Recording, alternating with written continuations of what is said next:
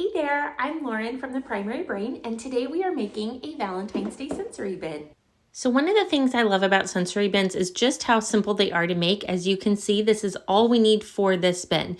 You're going to grab your favorite bin. I love this Sterilite bin because it has handles and it has a nice lid. I'll link that in the description below.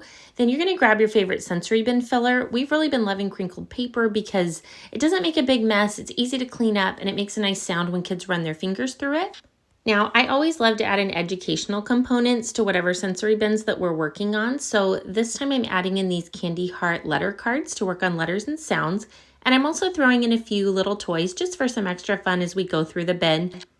Now we did add this candy heart box so that as we pull out our letter cards and practice the names and sounds, you can put them in the box, and it kind of helps to keep track of what letters we've practiced, which ones we haven't. Now our Valentine unit does have all the letters from A to Z, so what I did is I just grabbed a few of the letters that I knew she needed some extra practice with that I wanted to focus on this week, and those are the ones that I picked for the sensory bin today. Now, once she finished going through all the letter cards, I had her return them back to the bin one at a time, saying the name of each letter just to give her some extra practice. If you want to grab the unit to use with your kids at home or in your classroom, I'll leave the link down in the description. I hope you really enjoyed this sensory bin, and I hope it fills your week with lots of fun learning through play as we go through the rest of the month of February.